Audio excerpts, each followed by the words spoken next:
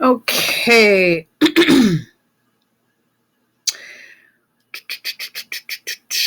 Now, we were talking about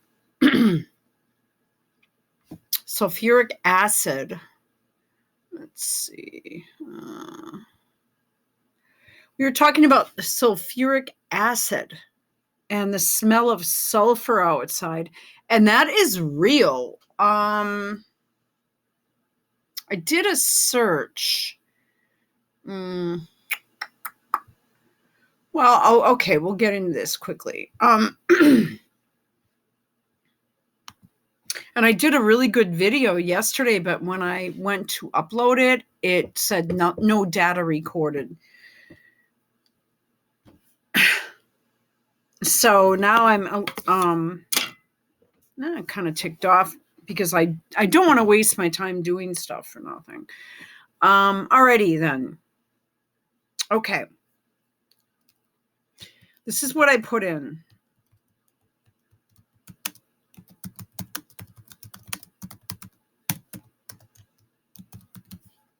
Okay. Bill Gates' study, overseen by David Keith, to design a fleet of drones to dump 20 million tons of sulfuric acid into the stratosphere, summarized in The Economist, feasibility study for geoengineering and a dedicated fleet of 150 aircraft.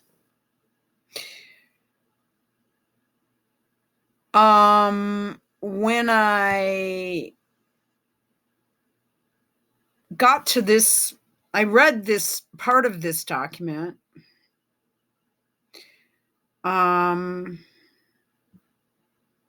on a minute.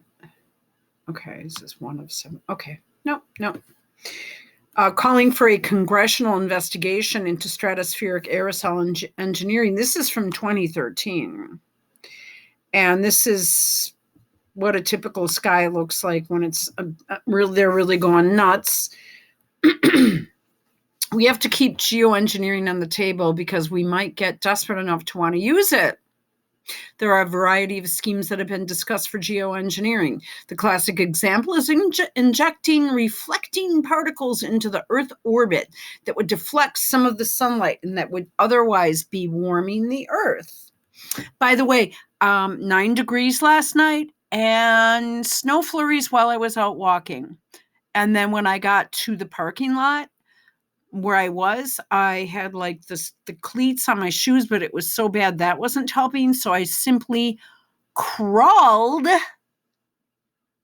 on the ice to get to an area that was non-ice. I said to myself, I don't care. I don't think anyone saw me again. But I just didn't care. I just said I would, because I fell a couple nights ago. I said, fuck it. But the problem is that you guys might just say, oh, there's ice there. I mean, I was going to try to take some videos last night, but it was dark out. I'll try to get some today. I don't even know if you guys would believe it. The problem is that it takes about 5 weeks for this shit to melt. And if the temperature goes down to well below freezing, 9 degrees Fahrenheit, and you've got snowbanks that have turned into solid ice. I'm talking about 4-foot high snowbanks and piles of snow and snow covering. It takes a good month of, above freezing temperatures to melt that shit. So and in the meantime, I don't see any stars anymore. I see a few satellites up there. Maybe the Milky Way if I'm lucky. But the sky, again, is white. It was blue, and I said, well, they won't let that happen for long. And it's fully white again.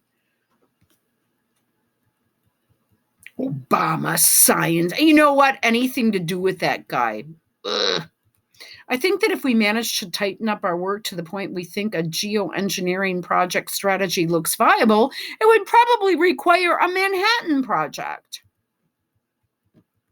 In order to encourage research into geoengineering and techniques and to foster public understanding of geoengineering, we conclude that development and small tests of SRM geoengineering would be allowed. That was in the UK. This is Stanford Environmental Law Journal, January 1, 1998. The time has now come to expand our policy horizons to include geoengineering, the direct manipulation of the Earth's climate feedback system, as a serious alternative to ineffective and contentious regulation.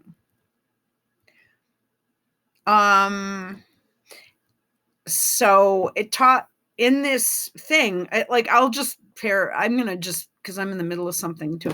As a result of several years of investigation and observation, I believe a geoengineering strategy is being quietly implemented through the U.S. government by self-serving billionaires like Bill Gates under the pretext of fighting global warming in numerous projects around the world.